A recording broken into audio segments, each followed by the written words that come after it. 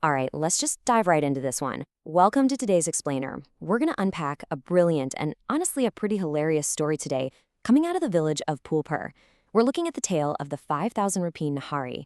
Now, you know how it is. If you've ever had a favorite local food spot, you know just how deeply attached a community can get to it.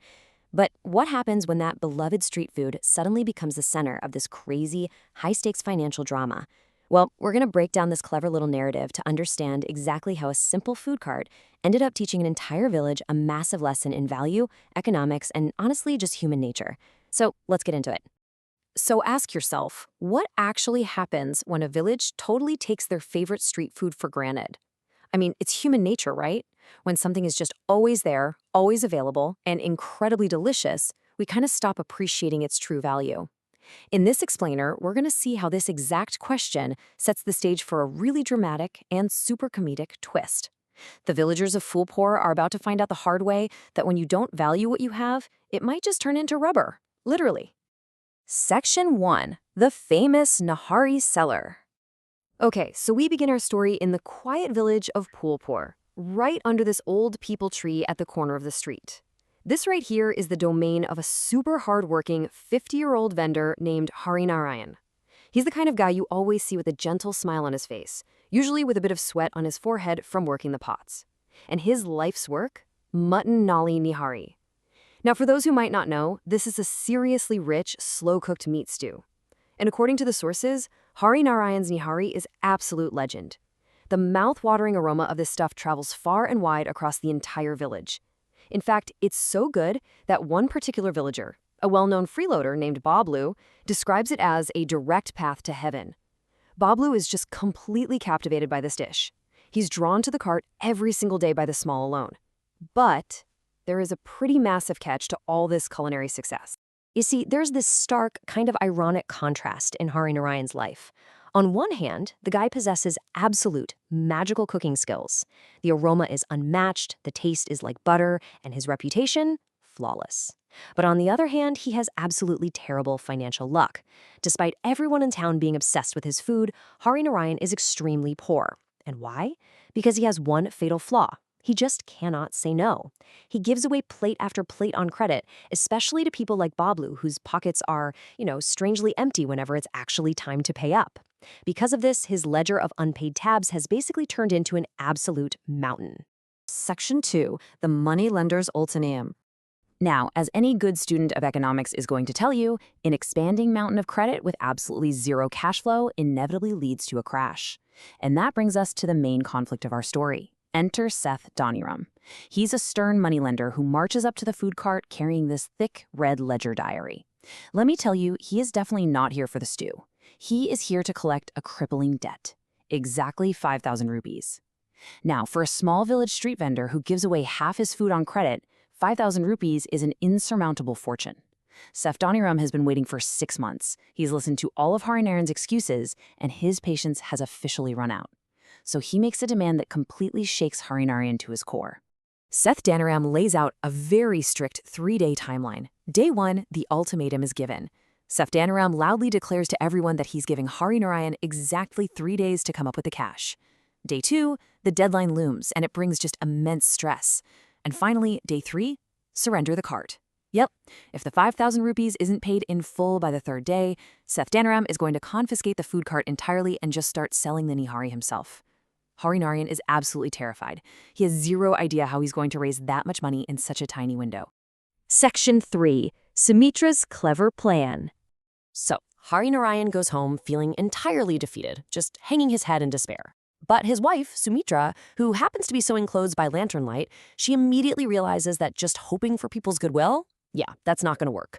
A good recipe alone won't save them from a greedy moneylender. They need a strategy. So Sumitra whispers this brilliant, but honestly incredibly risky 3-step strategy into her husband's ear. Step 1, stop all freebies immediately. No more credit, not even for the regulars like Bablu. Step 2, sabotage the taste. Make the famous Nihari absolutely terrible. And step 3, blame the moneylender. Tell the village that Seth Doniram is the exact reason the food tastes so bad. Now, when Harinarayan hears this, he is horrified. He seriously thinks the village is going to beat him up. But Sumitra stands firm. It's either this crazy plan or they lose their livelihood entirely. Section 4. The Tasteless Nihari. The very next day, Hari Narayan begins the execution of Sumitra's masterclass in reverse psychology. He arrives at his cart making this very strange, really sad face while he's stirring the pot. And that heavenly smell, it's entirely gone. Instead, there's just this faint, incredibly bland odor hanging in the air. Right on cue, the village freeloader Bablu arrives, totally expecting his daily free meal. But today, the rules have changed. No more credit, cash only.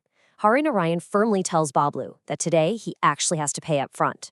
Bablu is absolutely shocked. He thinks the sun must have risen in the west or something. But he's so desperate for his favorite dish, he reluctantly digs into his pockets, pulls out actual cash, and hands it over. So Bablu eagerly takes this giant spoonful, fully expecting that magical buttery taste. But instantly, his face just contorts. He tries to spit it out, but under Hari Narayan's intense stare, he kind of forces himself to swallow it. He starts coughing and blurts out, "Is this Nihari or a punishment?" The dish is completely ruined. You see, Sumitra's sabotage was brutal in practice. The dish had zero salt. I mean, absolutely none. It had no spices. The meat was so tough, it literally felt like chewing on an old rubber tire. When Bablu and all the other shocked customers start demanding to know what happened, Hari Narayan perfectly executes step 3 of the plan.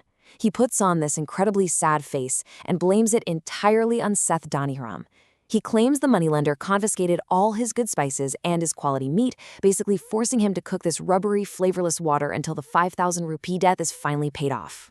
Section 5. The village unites. Well, word of this tragedy spreads like wildfire. The village is thrown into absolute panic. The thought of waking up every single day to flavorless boiled water instead of their beloved spicy stew, it's just way too much to bear. So the villagers gather together, realizing that their daily joy is on the verge of total extinction. And it's fascinating to look at how the community logically processes this crisis. The problem is crystal clear: flavorless Nihari. They quickly identify the root cause: Seth Dhaniram's 5,000 rupee debt. And because they value this food so much, and let's be honest, realize they've been eating on credit for years, they come up with a solution. The villagers decide to pool their money together. They realize that if everyone just chips in a little bit, they can save Hari Narayan's cart and get their delicious food back. 5,000 rupees.